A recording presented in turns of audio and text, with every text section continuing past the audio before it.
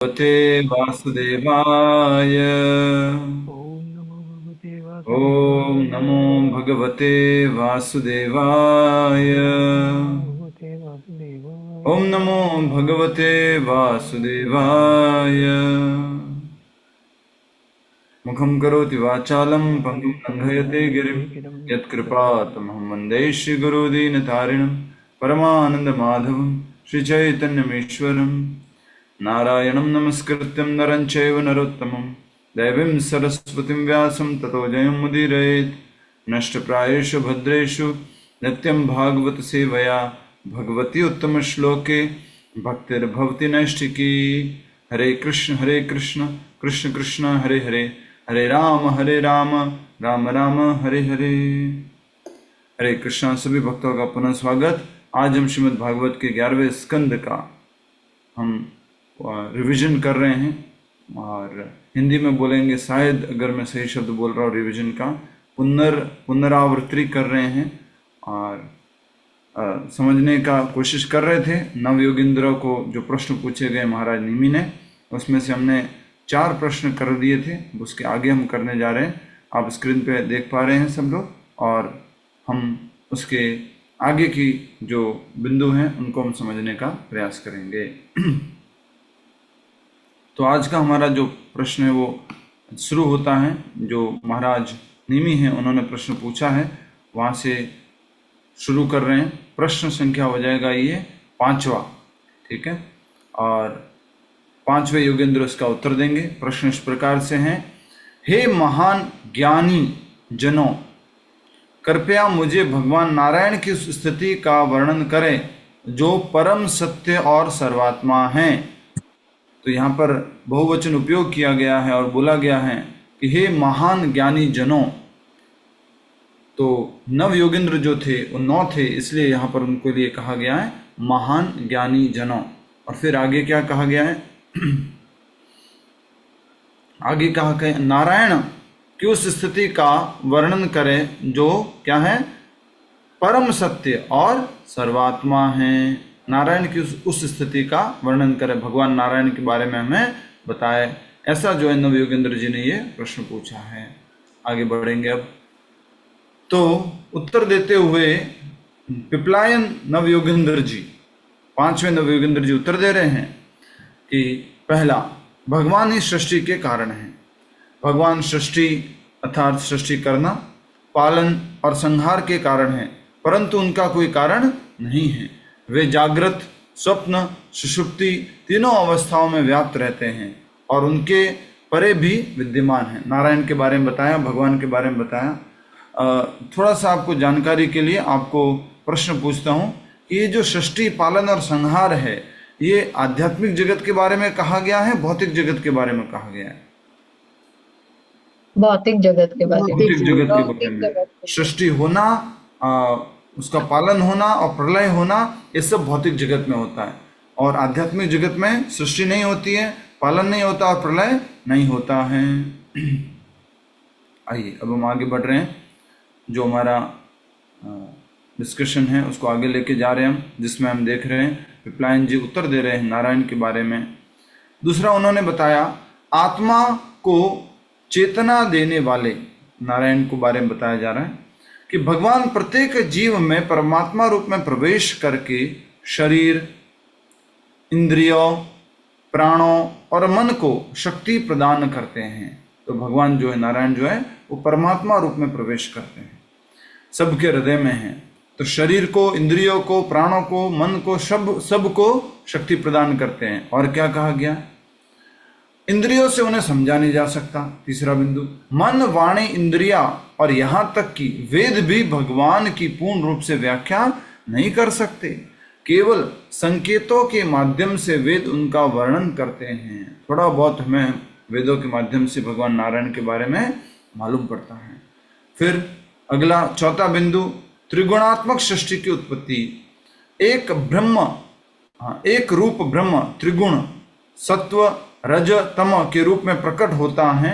उसके बाद अहंकार, ज्ञानेन्द्रिया, विषय, सुख दुख आदि का निर्माण होता है। यह सब सृष्टि के विस्तार हैं। लेकिन ब्रह्म इन सब से परे हैं। तो भौतिक जगत का कैसे विस्तार हुआ तो उसके बारे में यहाँ पर बताया गया है, पहले भी हम कई बार समझे हैं। और पांचवा बिंदु, आत्मा नित्य और अपरिवर्तनीय है। आत्मा न कभी जन्म लेती है, न मरती है, न वृद्ध होती है। वह केवल शरीर की अवस्थाओं, बाल्य, युवावस्था, वृद्धावस्था का साक्षी है। जैसे एक ही प्राण विभिन्न इंद्रियों में कार्य करता है, वैसे ही आत्मा भी अनेक शरीरों में भिन्न प्रतीत होती है। तो ये आत्मा जो है आध्यात्मिक रूप से समान है और उनके बारे में यहाँ पर बताया गया। अगला देखिए बिंदु, आत्मा अनेक योनियों में जन्म लेती है। आत्मा अंडज, जरायुज, स्वेदज और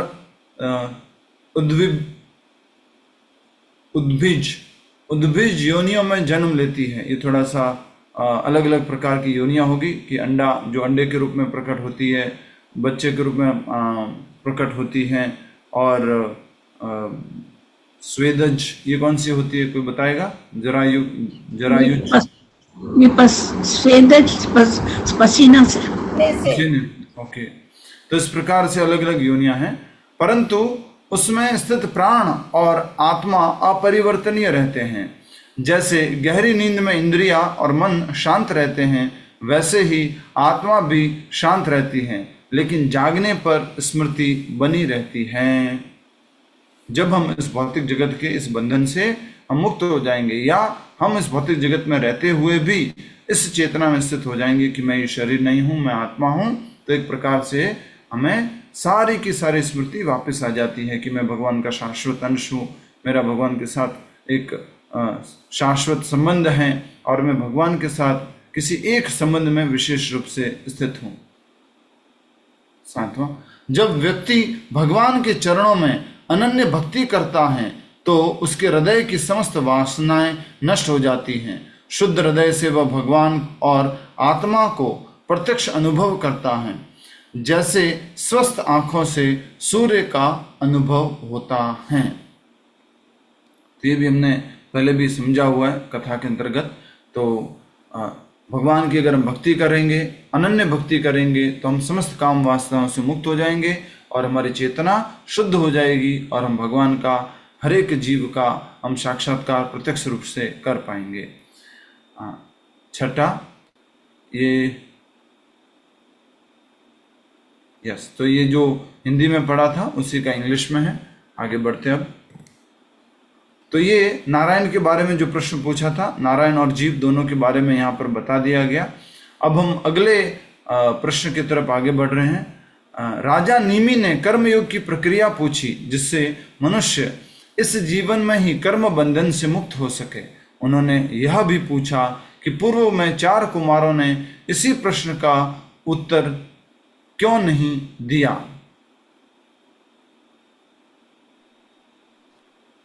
थोड़ा सा करेक्ट होगा यहाँ पर शायद ब्रह्मा जी। हाँ जी, ब्रह्मा जी ने जवाब नहीं दिया था, मैंने नेक्स्ट स्लाइड में तो चेंज कर दिया था उसमें। अच्छा ठीक है, वेरी गुड। क्योंकि ब्रह्मा जी सृष्टि के कार्यों में रहते हैं प्रभु जी, ये सृष्टि के कार्यों में पूरी तरह से वो व्यस्त थे और वो खुद भी परम स्थिति पर नहीं है। तो ये कौन से योगेंद्र जी हो जाएंगे? छठे, आविर्होत्र, वो उत्तर दे रहे हैं कर्म विकर्म अकर्म के बारे में। तो ये प्रश्न पूछा महाराज निमि ने कि कर्म योग की प्रक्रिया बताइए और मनुष्य कैसे इस कर्म बंधन से मुक्त हो सकता है। और इसी प्रश्न को चतुष कुमारों ने अपने पिताजी ब्रह्मा जी से पूछा, तो ब्रह्मा जी इस बात का उत्तर नहीं दे पाए थे। वो सारा हम यहाँ पर पढ़ने वाले। श्री आविर्होत्र बोले, वेद ही कर्म ज्ञान का प्रमाण है। कर्मों का सही ज्ञान केवल वेदों के अध्ययन से संभव है, मनुष्य की कल्पना से नहीं। वेद भगवान का ध्वनि अवतार है और पूर्ण प्रमाण है। तो बहुत सुंदर यहाँ पर आविर्होत्र जी ने बताया कि अगर हम कर्म के बारे में जानना चाहते हैं तो हमें क्या करना पड़ेगा?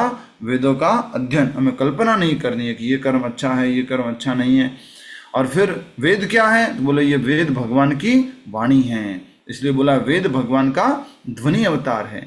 और पूर्ण प्रमाण है, ये सत्य है, ये प्रमाण है, इसी के आधार पर हमारे कर्म, विकर्म, अकर्म आदि का निर्धारण होता है। प्रारंभिक धार्मिक कर्मों की भूमिका बता रहे हैं। मूर्ख जन फल की आशा से कर्म करते हैं, पर असली लक्ष्य कर्मों से मुक्ति है। वेद पहले फलप्रद कर्म बताते हैं ताकि धीरे धीरे व्यक्ति विरक्ति की ओर बढ़े। जो वेद के अनुसार नहीं चलता वह पाप में फंसकर बार बार जन्म मरण को पाता है। मूर्ख जन क्या करते हैं? अपने इच्छा से कुछ न कुछ कर्म करते रहते हैं और कर्म से, बंधन से मुक्त होने के लिए कोई भी कार्य नहीं करते। वेदों में भी शुरुआत में कौन से कर्म बताए गए हैं? जो कर्म क्या प्रदान करते हैं? भौतिक फल प्रदान करते हैं, भौतिक फल प्रदान करने वाले, जिससे कि धीरे धीरे जो है जीव, जो मनुष्य हैं, वो इन कर्मों के फलों से विरक्त हो जाए और फिर भगवान की भक्ति में संलग्न हो जाए। और जो वेद के अनुसार नहीं चलेगा वो बार बार इस जन्म मृत्यु के चक्र में फंस जाएगा। क्योंकि वेद के अनुसार कर्म करेंगे तो वो क्या हो जाएगा? पुण्य। और वेद के अनुसार कर्म नहीं करेंगे तो वो क्या हो जाएगा? मंजू थोड़ी माता जी बताएंगे। यस माता जी, ये तो बहुत सरल है। वेद के अनुसार कर्म करेंगे तो वो पुण्य हो जाएगा, और वेद के अनुसार कर्म नहीं करेंगे तो फलप्रद कर्म होगा। क्या हो जाएगा? फलप्रद नहीं माता जी, बहुत सिंपल है। वेदों के अनुसार कर्म करेंगे तो वो पुण्य हो गया, और वेदों के अनुसार कर्म नहीं किया तो क्या हो गया? पाप हो जाए। बहुत सिंपल है ना, पाप हो गया, बार बार जन्म लेना पड़ेगा, बस पाप हो गया। ठीक है, आगे बढ़ते हैं। तो यहाँ पर भी हमें ध्यान रखने की आवश्यकता है कि वेदों के अनुसार जो कर्म किया गया उसको बोलते हैं कर्म या सकर्म, और वेदों के अनुसार नहीं कर्म किया गया उसको क्या बोलेंगे? विकर्म, जो हम भगवद गीता में भी पढ़े हैं। तो कर्म क्या देता है? पुण्य, और विकर्म पाप। निष्काम कर्म से मुक्ति। निष्काम भाव से वेद समस्त कर्म करने और फल भगवान को अर्पण करने के कर्म बंधन से कटता है। निष्काम भाव से वेद सम्मत, निष्काम भाव से वेद सम्मत कर्म करने और फल भगवान को अर्पण करने से कर्म बंधन कटता है। तो हमने कर्म तो किया जो वेद सम्मत है, लेकिन उसमें भी क्या है? बंधन है। कौन सा बंधन है रेशमा माता जी वेद सम्मत कर्म करने से? प्रभु जी, दोबारा जन्म लेना पड़ेगा, पर उसका रिवॉर्ड के लिए हमें उच्च लोक में जान मिल सकता तो है, पुण्य का जो है हमें अच्छी कर्म योनि बनने में लगेगा। दोबारा जन्म मिल जाए। Yes, very good. और उसको अगर उसके फल को भगवान को अर्पण करेंगे तो हम कर्म बंधन से मुक्त हो सकते हैं। अगला, जो व्यक्ति झूठे अहंकार को शीघ्र काटना चाहते हैं उसे वेदों के अनुसार भगवान केशव की नियमबद्ध पूजा करनी चाहिए। गुरु की कृपा से मन चाहा रूप स्वीकार कर भगवत सेवा करनी चाहिए। ये सारी बातें हमने पढ़ी है। एक एक बात बार बार जब हम पढ़ रहे हैं तो फिर से मुझे ऐसा लग रहा है कि मैं इसके ऊपर और बोलूँ और चर्चा करें, लेकिन ये रिवीजन है। एक बार फिर से जस्ट अपने आप को मेमोरी में रिफ्रेश कर दीजिए। क्या कहा गया है कि जो व्यक्ति झूठे अहंकार को शीघ्र काटना चाहता है उसे क्या करना है? उसे वेदों के अनुसार भगवान केशव की नियमबद्ध पूजा करनी चाहिए। गुरु की कृपा से मन चाहा रूप स्वीकार कर भगवत सेवा करनी चाहिए। जो गुरु जी ने आदेश दिया उसके अनुसार कर्म करना चाहिए, भगवान की सेवा करनी चाहिए। पूजा की तैयारी क्या बताया गया उसके बारे में? स्नान, प्राणायाम, भूत शुद्धि, तिलक आदि से शरीर शुद्ध करके पूजन स्थान तैयार करें। मन और मूर्ति दोनों को केंद्र में रखकर पूजा सामग्री और मंत्रों से पूजन आरंभ करें। ये विग्रह सेवा के बारे में बताया गया है। आगे भगवान के अंगों के बारे में। भगवान के अंगों, शस्त्रों और पार्षदों की प्रत्येक को अलग मंत्र और सामग्री से विधि पूर्वक पूजा करें। तो आयुध पूजा, आयुध मतलब हो गया अस्त्र शस्त्र, अंग और आयुध। ठीक है। पूजा का समापन और आत्मबोध। भक्त स्वयं को भगवान का शाश्वत सेवक मानकर पूजा करें। अंत में चरणामृत, पुष्प आदि को सम्मान से ग्रहण कर पूजा समाप्त करें। सर्वव्यापक भगवान की व्यापक पूजा।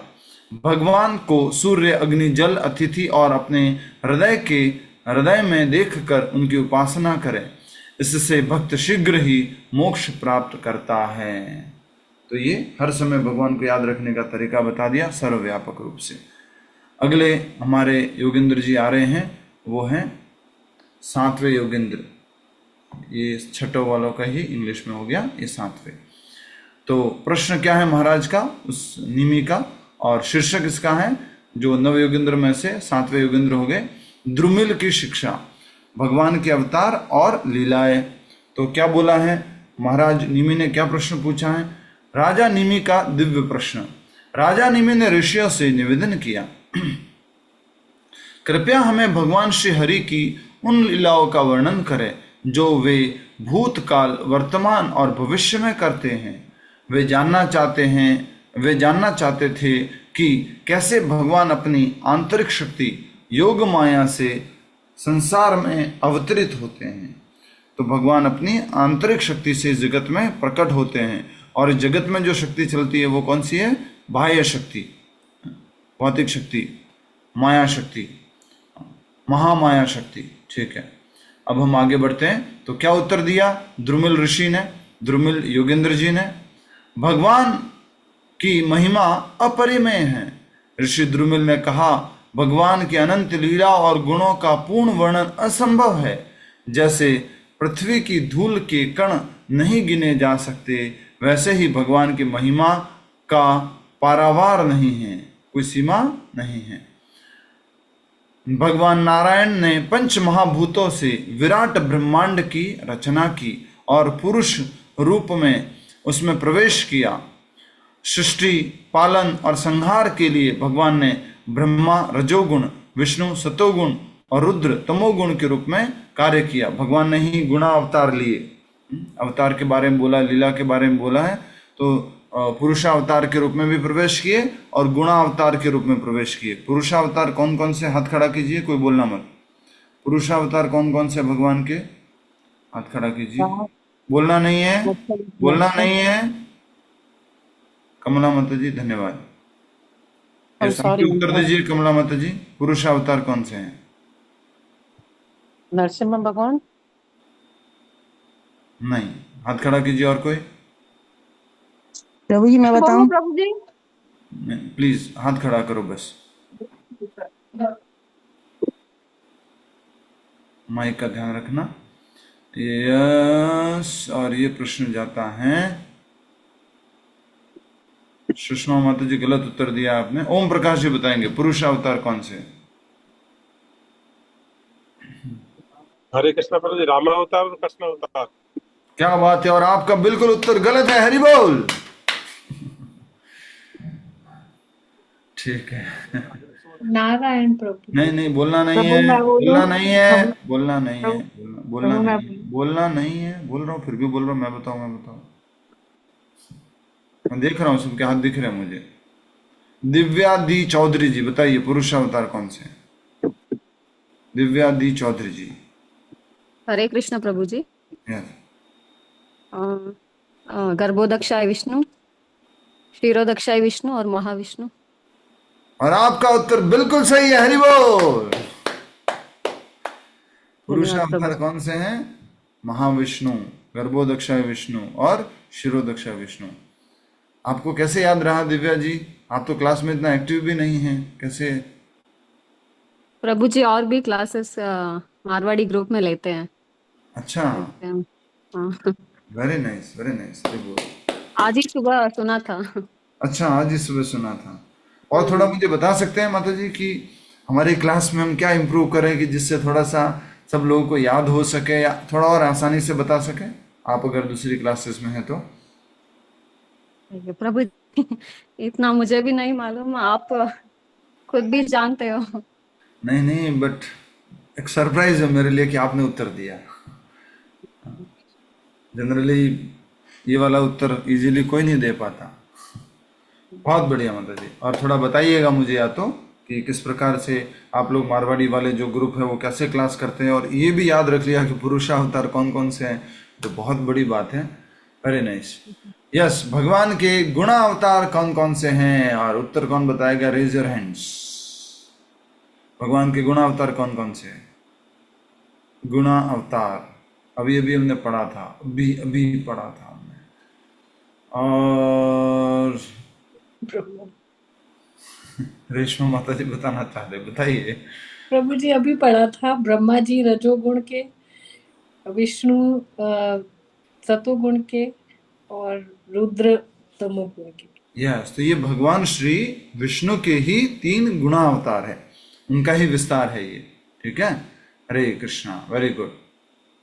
प्रभु जी अवतार तो वो 9 अवतार आते हैं उसमें हम लोग लेते हैं ना, तो ये विष्णु गर्भोदक्षा विष्णु और ये तो इसमें हमने कभी सोचा भी नहीं था। माता जी सोचना नहीं होता है ना, हमने जब पढ़ाया होता है तो अच्छे से समझना होता है। तो 9 अवतार जो लिए थे, 10वां अवतार माता जी लिए थे हमने तब। इसको बहुत अच्छे से समझाया। पुरुष अवतार, मनवंतरा अवतार, शक्त्यावेश अवतार, गुणा अवतार, लीला अवतार, ये सब अलग अलग 6 कैटेगरी के अवतार होते हैं। मनवंतरा अवतार जो मनवंतर में प्रकट होते हैं, पुरुषावतार जो ये नारायण के एक्सपेंशन हो गए, गुणा अवतार ये ब्रह्मा विष्णु महेश हो गए, लीला अवतार हो गए, इसी तरह से शक्त्यावेश अवतार हो गए। तो 6 कैटेगरी के अंदर भगवान के 24 अवतार और भी अवतार इस प्रकार से हैं। जो दशा अवतार बोलते हैं वो इनमें से कुछ कुछ है। जैसे लीला अवतार तो राम और कृष्ण लीला अवतार हैं। मनवंतरा अवतार तो कौन से मनवंतरा अवतार, कौन बताएगा? प्रभु जी मैं बताऊं? बताइए। भगवान धन्वंतरी। धन्वंतरी जी, ठीक है। और दूसरा अगला चलते हैं, शक्त्यावेश अवतार। सत्यावेश तो बहुत सारे हैं। एक बता दो प्लीज। प्रभु परशुराम परशुराम जी दिव्या का चौधरी जी, अवतार हो जाएगा। दिव्या चौधरी जी बताइए। नारद मुनि प्रभु जी। शक्त्यावेश अवतार, ठीक बात है। और परशुराम जी, परशुराम जी। प्रभु जी चारों कुमार। ठीक है, वेरी गुड। तो कमला माता जी हम इस प्रकार से पहले भी समझ चुके हैं और मैं अच्छे से समझाऊँ भगवद गीता की क्लासेस में इन सब बातों को। और भगवद गीता में ये एक अध्याय में ये सारा लिखा हुआ भी है डिटेल, पुरुषावतार, मनवंतरा अवतार, लीला अवतार, ये सब अवतारों के बारे में वर्णन भी है। और मैं आज जो है आपके लिए कोशिश करता हूँ, निवेदन करता हूँ कि मैं आपको जो है ग्रुप में ये भेज दूंगा कि पुरुषावतार कौन से, लीला अवतार कौन कौन से, मनवंतरा अवतार कौन कौन से हैं, ये सब ग्रुप में आज हम जी प्रभु जी। ठीक है, थैंक यू, हरे कृष्णा।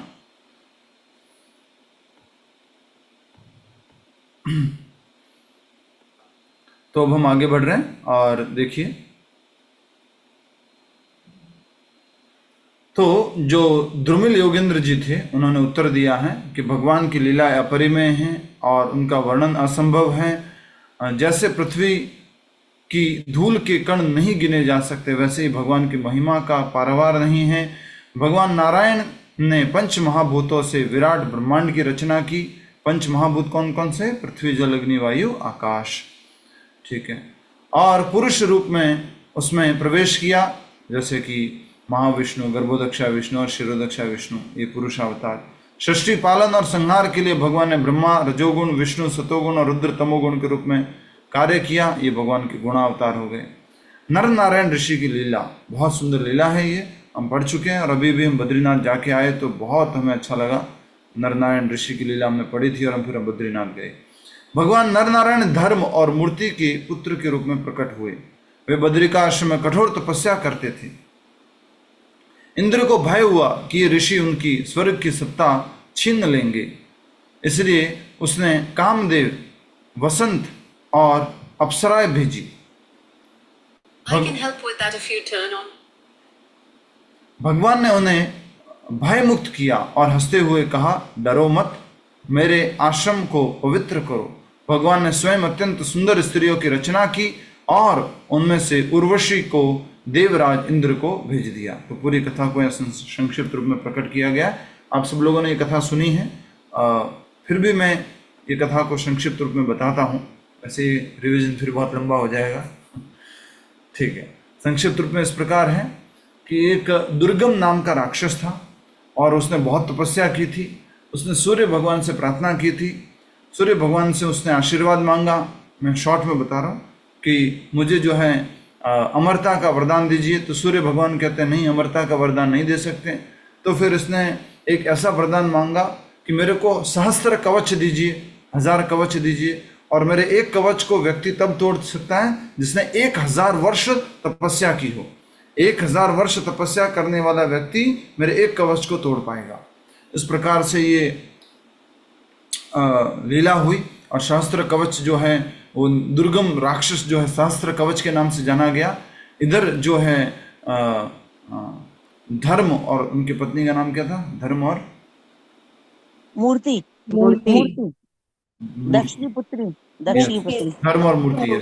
तो धर्म और मूर्ति ने जो है भगवान से जब देवी देवता ने सबने फिर बहुत प्रार्थनाएं की कि ये तो बहुत भयानक राक्षस है, सहस्त्र कवच, ये तो हमारे को बहुत सता रहा है, परेशान कर रहा है। तो भगवान नारायण के पास गए, उनसे प्रार्थना की। तो भगवान ने जो है धर्म और मूर्ति, जो धर्म और मूर्ति भी चाहते थे कि भगवान उनके बच्चे के रूप में प्रकट हो, तो वो प्रकट होते हैं नर नारायण के रूप में। और वो तपस्या करते हैं बद्रिका आश्रम में वहाँ पर। और उनके प्रति इंद्र देवी खुद ही भूल जाते हैं कि हम खुद गए थे बुलाने के लिए भगवान को, और ये नर नारायण ऋषि की तपस्या देख करके उनको लगता है कि मेरा आसन छीन लेंगे ये, तो वो उनकी तपस्या को भंग करने की कोशिश करते हैं। और भंग करने के लिए वो अप्सराए कामदेव भेजते हैं और उनको अलग अलग प्रकार से विचलित करने की कोशिश करते हैं। लेकिन भगवान नारायण जो है अपनी आई थिंक नाभि से या राइट लेग की जो उधर से जो है भगवान प्रकट करते अलग अलग प्रकार के सुंदर सुंदर अप्सराओं को। और उसमें से प्रकट हुई उर्वशी। और उसको देख करके वो सारे के सारे कामदेव और सारी जो अप्सराएं थी वो सोचने लगी भगवान कितने शक्तिशाली है, कितने वैभवशाली है कि उनके शरीर से इतनी सुंदर अप्सरा प्रकट हो रही है। और वो फिर माफ़ी मांगते हैं भगवान से। भगवान उनको मुस्कुराते हुए क्षमा कर देते हैं। और इस प्रकार से उर्वशी को जो है वो इंद्र को भेंट कर देते हैं। फिर आगे जो सहस्त्र कवच राक्षस था उसको मारने के लिए भगवान जो है 1000 वर्ष तपस्या कर रहे थे। तो ये सहस्त्र कवच को जाकर के नारद मुनि बता देते हैं कि जल्दी से कैसे सहस्त्र कवच का विनाश हो। उसके लिए नारद मुनि जाकर के सहस्त्र कवच को बोलते हैं, देख देख ये 2 लोग हैं बहुत तपस्या कर रहे हैं और वो तपस्या करेंगे तुम्हारी मृत्यु का कारण बन सकते हैं। तो नारद मुनि के उकसाने पर सहस्त्र कवच आता है और भगवान नारायण से युद्ध करने की कोशिश करता है। तो भगवान जो बद्रिका आश्रम है वहाँ पर एक दिन तपस्या करेंगे तो उसका फल कितना गुना मिलेगा? 1000 गुना। गुरुग्राम में एक माला करेंगे तो उसका फल है 1 बार, और बद्रीनाथ में माला करेंगे तो उसका फल है 1000 बार। उसी प्रकार से वृंदावन धाम। तो नारायण ऋषि जो है वो एक दिन पूरा तपस्या किए। तो जब वो शस्त्र कवच उनसे लड़ाई कर रहे थे तो क्या कहते हैं नर ऋषि जो है वो उनसे लड़ाई करने लग गए। एक दिन की तपस्या किसके बराबर हो गई? 1000 बराबर। उनका कवच, पहला कवच, एक कवच कब टूटेगा? 1000 वर्ष तपस्या किया हुआ व्यक्ति अगर उनसे युद्ध करेगा तो एक दिन तपस्या कौन करते? नर ऋषि। दूसरे दिन नारायण ऋषि, फिर नर ऋषि, फिर नारायण ऋषि। ऐसे करते करते करते वो तपस्या करते थे एक एक दिन। और उस प्रकार उसके सारे के सारे सहस्त्र कवचों का उन्होंने विनाश कर दिया। तो नर नारायण ऋषि की बहुत ही सुंदर कथा है। मैं इसके ऊपर एक बद्रीनाथ की कथा के ऊपर एक वीडियो बनाऊंगा। पूरी अच्छी कथा है, पूरी कैसे भगवान यहाँ पर धरती पर आए, कैसे बद्रीनाथ नाम का ये स्थान हुआ। बहुत सुंदर कथा है इसकी। यस, हरे कृष्ण। वो ट्विन्स थे प्रभु जी, ट्विन ऋषि थे। ट्विन का प्रभु जी ट्विन अवतार थे। अच्छा, ठीक है। अगर आप तो एक तो हो गए आगे जाके ये सतयुग की कथा है, तो एक हो गया आगे जाके अर्जुन, और वही आगे जाके दूसरे नारायण जो है वो हो गए भगवान श्री कृष्ण। ठीक है, तो ये बहुत सुंदर कथा है। और ये ट्विन को हिंदी में क्या बोलते हैं? जुड़वा। ठीक है, ओके, जुड़वा बच्चे। ओके ओके, हरे कृष्ण। आगे बढ़ रहे हैं। तो अब उन्होंने पूछा है योगेंद्र जी ने, हमारे निमी महाराज ने, तो उसके उत्तर के रूप में भगवान के अवतार और लीलाओं को बता रहे हैं। तो अभी हमने पीछे देखा कि नर और नारायण ऋषि की तपस्या के बारे में बताया, उनसे जो उर्वशी प्रकट हुई उसके बारे में बताया और उर्वशी को इंद्र को भेजा। फिर उसके बाद बता रहे हैं भगवान के विभिन्न अवतार और लीलाएं ज्ञानदायक अवतार। अब कौन सा है वो? हंसा अवतार, दत्तात्रेय अवतार, चार कुमार, ऋषभदेव, आत्मज्ञान और वैराग्य का उपदेश देने के लिए हुए ये अवतार। ठीक है। हयग्रीव अवतार पाताल से वेदों की पुनर्प्राप्ति के लिए हुआ। हरि बोल। प्रकृति और भक्त रक्षा हेतु अवतार। मत्स्य अवतार प्रलय से मनु, पृथ्वी और औषधियों की रक्षा। एक एक बीज उन्होंने संभाल के रख लिया था सारा, पृथ्वी को रक्षा करनी थी और जो सप्त ऋषि थे उनकी रक्षा करनी थी। तो भगवान मत्स्य रूप में आए और उनके पीछे जो टेल थी, जो पूंछ थी, उससे एक नाव को बांधा, सप्त ऋषियों को, वेदों को और इन औषधियों के इन बीजों को वहां पर एकत्रित किया और वो पार लग गए उस प्रलय से। वराह अवतार हिरण्याक्ष का वध करके पृथ्वी को जल से बाहर निकाला। कूर्म अवतार समुद्र मंथन हेतु मंदराचल को पीठ पर उठाया। गजेंद्र मोक्ष संकट में फंसे हाथी की रक्षा। तो भगवान ने भक्त के लिए अवतार लिए, उसके बारे में बताया। राक्षस संहारक अवतार कौन कौन से हैं जी? नरसिंह अवतार प्रहलाद की रक्षा और हिरण्यकशिपु का वध। वामन अवतार बलि से 3 पग भूमि मांगकर संपूर्ण त्रिलोक प्राप्त किया। परशुराम अवतार अत्याचारी क्षत्रियों का 21 बार संहार। रामचंद्र अवतार रावण और लंका के राक्षसों का विनाश। कृष्ण अवतार यदुवंश में प्रकट होकर अद्भुत लीलाएं। अच्छा बताओ जल्दी से, कृष्ण अवतार है कि अवतारी? कृष्ण अवतारी हैं। कृष्ण अवतारी है। तो यहाँ पर जब लीला करने के लिए आए तो उनको हम कृष्ण अवतार में भी गिनते हैं। ठीक है। बुद्ध अवतार पाखंडी यज्ञ कर्ताओं को मोहित कर वैदिक धर्म का संरक्षण। ठीक है। बुद्ध अवतार भगवान का 10वां अवतार। भविष्य के अवतार आगे कौन से अवतार होने वाले तो उसके बारे में कहा गया है। कल्कि अवतार कलयुग के अंत में अधार्मिक शासकों का विनाश करेंगे। इस प्रकार से ये प्रश्नों के उत्तर दिए। अब हम 8वें योगेंद्र की तरफ चल रहे हैं और महाराज निमि ने प्रश्न पूछा है। क्या प्रश्न पूछा है? जो लोग भगवान की उपासना नहीं करते उनका क्या परिणाम होता है, उनकी क्या गति होती है? ये प्रश्न पूछा महाराज निमि ने नव योगेंद्र से। तो 8वें नंबर के योगेंद्र हैं श्री चमस ऋषि या चमस योगेंद्र, वो बता रहे हैं इसका उत्तर। पहला है वर्णाश्रम व्यवस्था और भगवान का संबंध। 4 वर्ण और 4 आश्रम भगवान के विराट रूप से उत्पन्न हुए। यदि कोई भी अपने कर्तव्यों का पालन करते हुए भगवान का अपमान करे या उपेक्षा करे तो वह नीच योनि या नरक में गिरता है। कर्तव्यों का पालन करते हुए भगवान का अपमान करे या उपेक्षा करे तो नीच योनियों में जाता है। ठीक है। प्रश्न का है, याद रखना प्रश्न ये है कि जो भगवान की उपासना नहीं करते उनका क्या परिणाम होता है, क्या गति होती है। भगवत भक्ति से वंचित वर्ग और उनकी स्थिति। कुछ वर्ग जैसे स्त्रियां, शूद्र आदि को भगवान के विषय में सुनने का अवसर नहीं मिलता। वे दया के पात्र हैं, लेकिन जो ब्राह्मण, क्षत्रिय और वैश्य होते हुए भी भगवान को त्याग देते हैं वे और अधिक पतित हो जाते हैं। तो ये अलग अलग प्रकार के जीवों के बारे में, मनुष्यों की योनियों में जो अलग अलग प्रकार के जीव हैं उनके बारे में बता दिया। धार्मिकता का ढोंग और अधार्मिक प्रवृत्तियां। वेदों के मीठे शब्दों से मोहित होकर कुछ लोग देवताओं की चापलूसी करते हैं और अधर्मी यज्ञ करते हैं। वे अपने घरों को काम और भोग का केंद्र बना लेते हैं। बिना यथोचित विधि के जानवरों की हत्या करते हैं, बिना यह समझे कि यह कर्म उनके विनाश का कारण बनेगा। ऐसे लोग कौन से हैं? अधार्मिक लोग हैं, ढोंगी लोग हैं। अहंकार और माया में डूबे लोग। धन, कुल, बल, सौंदर्य और ज्ञान के गर्व में लोग ईश्वर और भक्तों का अपमान करते हैं। उनकी बुद्धि मोहित और दूषित हो जाती है और वे केवल इंद्रिय सुखों की चर्चा करते हैं। अगला, वेदों में अनुमत भोग और उसका उद्देश्य। वेदों में विवाह में संभोग यज्ञ में मांस और सूरा की गंध का प्रावधान है, लेकिन ये सब त्याग के लक्ष्य से हैं, भोग के लिए नहीं। कि धीरे धीरे कम मात्रा में इसको व्यक्ति अगर भोग करेगा, धीरे धीरे इससे मुक्त हो जाएगा। अनुमति दी गई है, जिस प्रकार से गवर्नमेंट अनुमति देती है एक ऑथराइज्ड एक जो मदिरालय खोलने की, उसी प्रकार से बताया जा रहा है। निम्न बुद्धि वाले लोग इन बातों को भोग की अनुमति समझ लेते हैं और अधर्म में फंस जाते हैं।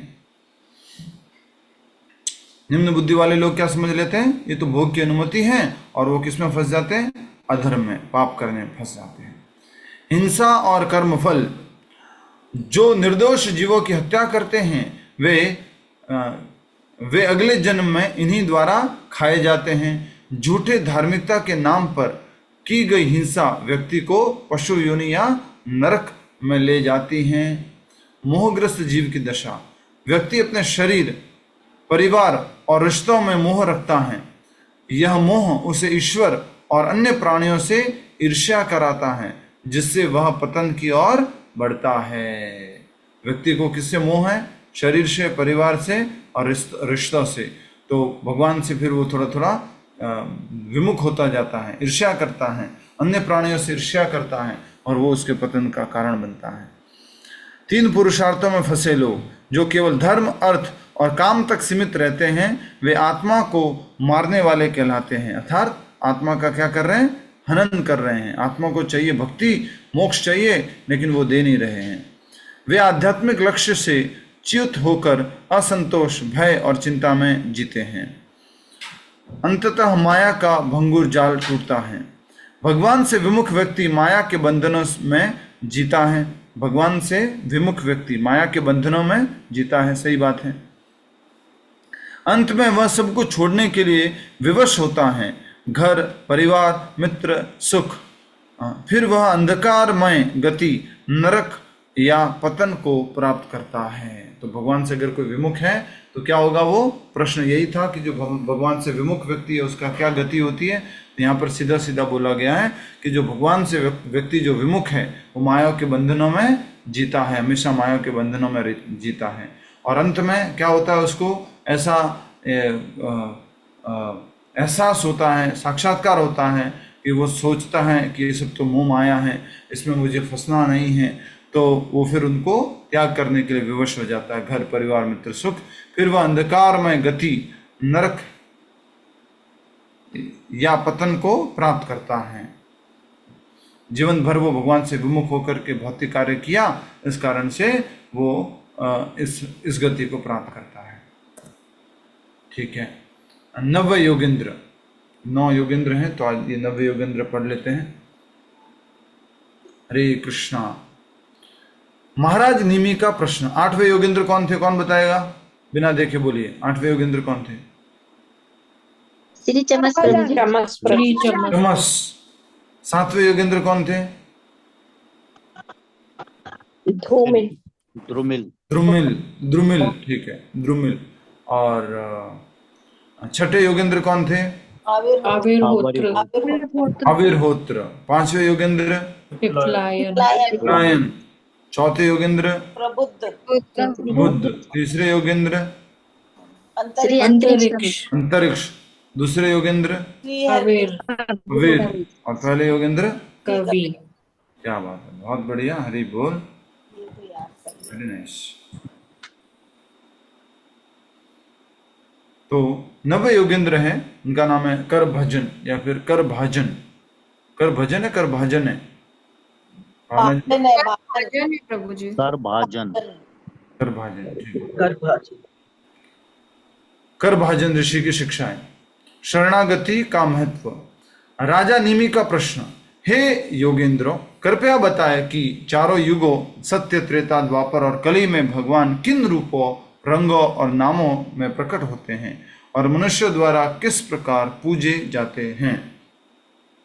तो ये चारों युगों में भगवान किस रूप में प्रकट होते हैं, किन नामों से प्रकट होते हैं और किन रूपों में प्रकट होते हैं, किन रंगों में प्रकट होते हैं और किस प्रकार इनकी पूजा की जाती है। सतयुग अर्थात कृतयुग, भगवान का स्वरूप क्या है? रंग श्वेत, ठीक है, सफेद। रूप जटाधारे चतुर्भुज काले मृग चर्म व वस्त्र जलपात्र और दंड धारण करने वाले, पूजन विधि ध्यान इंद्रिय निग्रह और योग द्वारा उपासना। तो हम भगवान को प्राप्त करने का तरीका सतयुग में क्या था? ध्यान या तपस्या, इंद्रिय निग्रह। और नाम हंस, सुपर्ण, वैकुंठ, धर्म, योगेश्वर, अमल, ईश्वर, पुरुष, अव्यक्त, परमात्मा, ये सब भगवान के अलग अलग नाम हैं इन सतयुग में जो प्रकट हुए। त्रेता युग में भगवान का रंग लाल, रूप चतुर्भुज, सुनहरे बाल, यज्ञोपवीत धारी, यज्ञ सामग्री जैसे चम्मच व कलछी, ये यज्ञ सामग्री है। ये क्या है? रूप में इनके क्या क्या है? सुनहरे बाल, चतुर्भुज, यज्ञोपवीत धारी, यज्ञ सामग्री जैसे चम्मच एवं कलछी।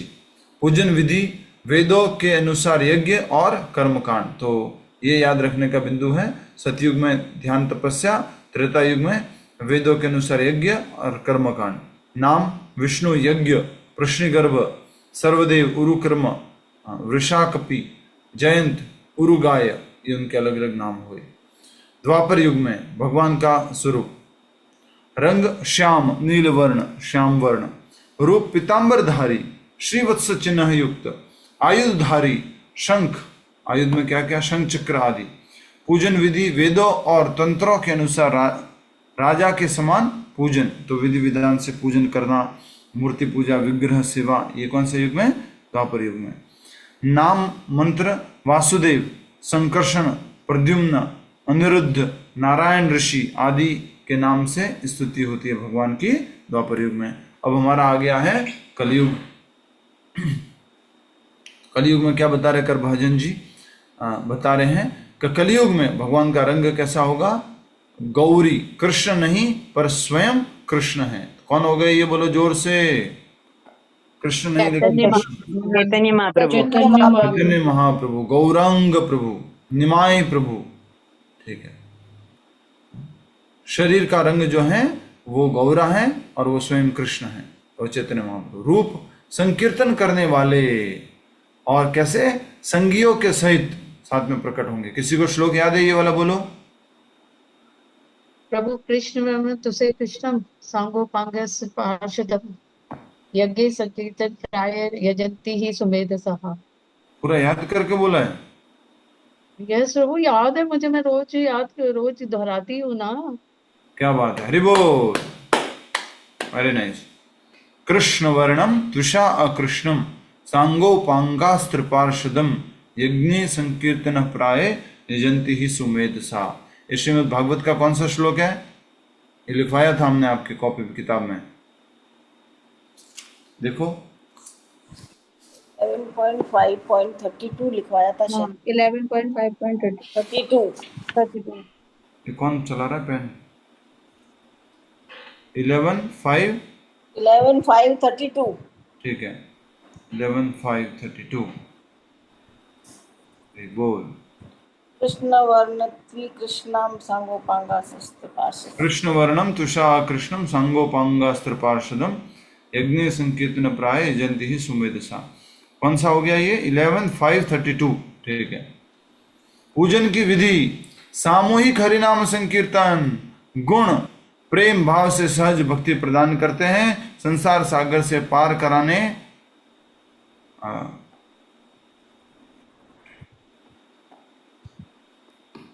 संसार सागर से पार कराने वाले भगवान। यस, और ये कौन है? स्वयं चैतन्य महाप्रभु। कलयुग की विशेषता और महिमा। इस युग में भगवान स्वयं भक्तों को खोजते हैं और उन्हें प्रेम प्रदान करते हैं। कौन से भगवान है भावना जी? कौन से भगवान है जो स्वयं खोजते हैं भक्तों को? चैतन्य महाप्रभु। चैतन्य महाप्रभु, हरि बोल। चैतन्य महाप्रभु के रूप में वो सबको सामने से जाकर के भक्ति प्रदान करते हैं। यस, इस युग में भगवान स्वयं भक्तों को खोजते हैं और उन्हें प्रेम प्रदान करते हैं। और इसका श्लोक क्या है कि भगवान प्रेम प्रदान कर रहे हैं, कौन बताएगा? ये तुम डेली बोलते नमो हैं। नमो महावदन्याय महावदन्याय कृष्ण प्रेम नमो चैतन्य महावदन्याय नामने कृष्ण प्रेम प्रदायते कृष्णाय कृष्ण कृष्ण चैतन्य नामने चैतन्य गौर तुष्य भक्त नमः। विषय नमः। ठीक है। इस युग में भगवान स्वयं भक्तों को खोजते हैं और उन्हें प्रेम प्रदान करते हैं। केवल नाम संकीर्तन से मोक्ष संभव है। दक्षिण भारत तमपर्णी, कृतमाला, पयस्विनी, कावेरी आदि नदियों के प्रदेश दक्षिण भारत में विशेष रूप से शुद्ध भक्तों का जन्म होगा, ये बताया गया है। कलयुग के बारे में विशेषता बताई गई है। सतयुग के लोग भी कलयुग में जन्म की इच्छा रखते हैं, क्योंकि यह युग सुलभ भक्ति का युग है। यह युग सुलभ भक्ति का युग है। बहुत अच्छे शब्द लिखे हैं, वेरी नाइस। शरणागत का महत्व। जो व्यक्ति हरि के चरणों की शरण ले लेता है वह किसी और ऋण, पितृ, देवता, ऋषि आदि से बंधा नहीं रहता। यदि शरणागत कोई अपराध भी करता है तो भगवान उसका पाप स्वयं हर लेते हैं। निष्कर्ष, भगवान हर युग में अपने युग के अनुसार रूप, नाम और विधि से प्रकट होते हैं। कलयुग में केवल हरिनाम संकीर्तन से ही। हरि बोल। कलयुग में मात्र कली कालेर धर्म हरि नाम संकीर्तन। तो इसी को एक चार्ट के रूप में बताया गया है। प्रत्येक युग में भगवान की भक्ति का जो है अलग अलग प्रकार से है। किस प्रकार से, विधि क्या है? तो सतयुग में क्या है? भगवान का स्वरूप हंस रूप, साधना ध्यान। त्रेता युग यज्ञ, माइक बंद रखिए।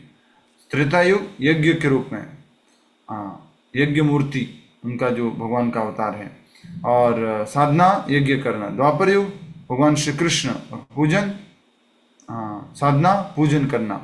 और कलयुग श्री चैतन्य महाप्रभु या नाम प्रभु हरि बोल, और साधना संकीर्तन। कलयुग विशेष नाम संकीर्तन ही सर्वोच्च साधना है। भगवान स्वयं कहते हैं, कलयुग में मैं अपने नाम में ही संपूर्ण रूप से उपस्थित हूँ। भगवान ने अपनी सारी शक्ति नाम में डाल दी है। सभी योगेंद्रों से मिलकर भागवत धर्म के सभी पहलुओं को स्पष्ट किया। सभी योगेंद्रों ने मिलकर भागवत धर्म के सभी पहलुओं को स्पष्ट किया। महाराज निमी आनंद से भर जाते हैं और समस्त यज्ञ मंडल आत्मिक शांति से संतृप्त हो जाता है।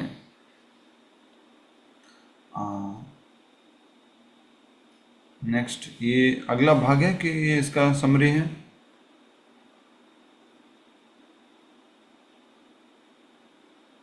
19th स्लाइड या उसके नेक्स्ट? 19th वाला जो नंबर लिखा है 19 तो उसी की समरी से क्या सीखे वो है। समरी टेक अवे, ठीक है। प्रस्तुति, समापन, संपूर्ण संवाद की शिक्षा है। भगवत भक्ति ही सभी युगों में सर्वोच्च साधना है। गुरु की शरण, नाम जप, संत संग और भगवान का कीर्तन, यही भागवत धर्म की धुरी है। तो जो भागवत धर्म के बारे में पूछा था उसका उत्तर इस प्रकार संक्षिप्त में बता दिया गया। गुरु की शरण, नाम जप, सत्संग और भगवान का कीर्तन, यही भागवत धर्म की धुरी है।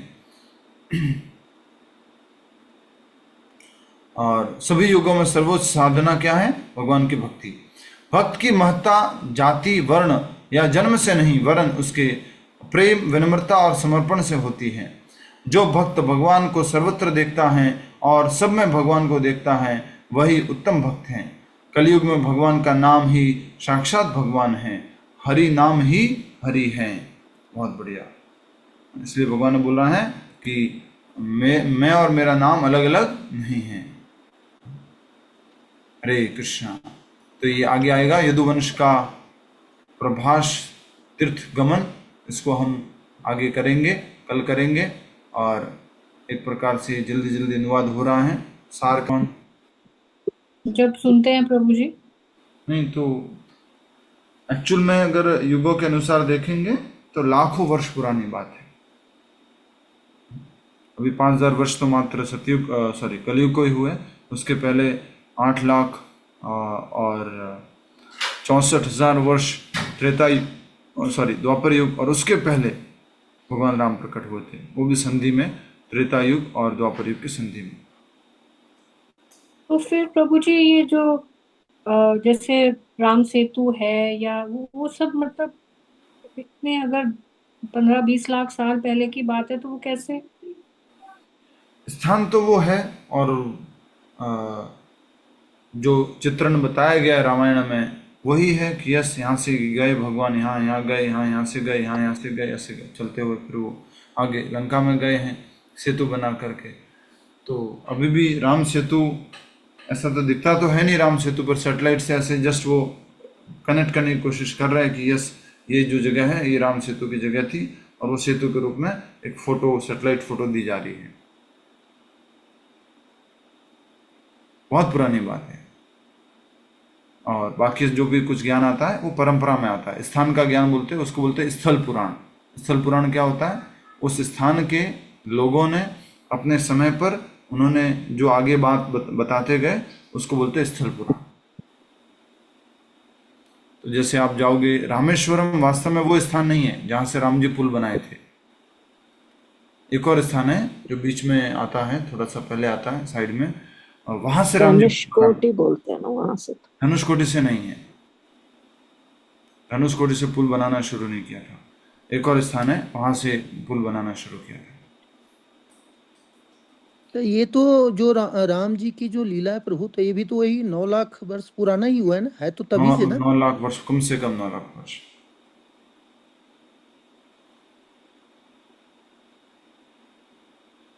हरे कृष्ण प्रभु जी। हाँ जी प्रभु जी, जैसे अभी हमने पढ़ा ये योगेंद्र चमस की शिक्षा में, तो उसमें जो फर्स्ट पॉइंट था तो उसमें लिखा है, यदि कोई अभी अपने कर्तव्यों का पालन करते हुए भगवान का अपमान करे या उपेक्षा करे, तो अगर हम अपने कर्तव्यों का पालन करते तो वो तो भगवान की ही शिक्षा हुई ना प्रभु जी। हाँ, शिक्षा हुई, लेकिन क्या होता है ना कि देखो मेरा का जो कर्म है पिता के रूप में, पुत्र के रूप में, या पति के रूप में, या पत्नी के रूप में, या ब्राह्मण क्षत्रिय वैश्य के रूप में वो अपना कर्म कर रहा हूँ। एक तरह से उन्होंने भगवान की, वेदों की जो वाणी है, भगवान को पालन कर लिया। लेकिन नहीं, मैं भगवान में नहीं मानता, मैं पूजा नहीं करता, मैं उपासना नहीं करता। ऐसे बहुत सारे लोग हैं। मैं बस काम में विश्वास रखता हूँ, अच्छा कर्म करता हूँ, लेकिन मैं ये पूजा वगैरह में विश्वास नहीं करता। हाँ, वर्तमान में भी ऐसे बहुत लोग हैं प्रभु, बहुत लोग हैं। अच्छा, तो ये मीनिंग है इसका। जी ओके जी जी। प्रभु जी, हाँ जी। प्रभु जी, जो ये राजा नीमी है, ये प्रभु राम जी के पूर्वज ही है। कौन?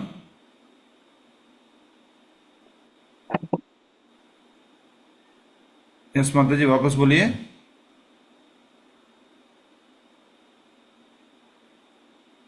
प्रवीण माता जी, वापस बोलिए।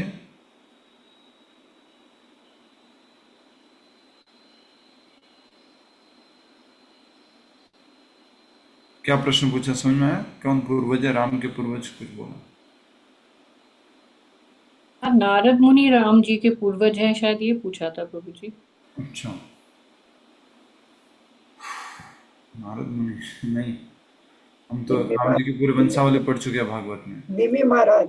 प्रभु जी, एक राजा निमि है ना, जो निमि, ठीक है, निमि प्रभु ठीक है। राम जी के पूर्वज रहे हैं, जिनको ये वरदान मिला था कि वो निमिष, जो वो हमारी आंखों की जो पलक है, वो निमिष मात्र में जो पलक झपकती है और बंद होती है। यस, तो वो जो राजा निमि है, वो यही निमि है जो इस समय हम पढ़ रहे हैं।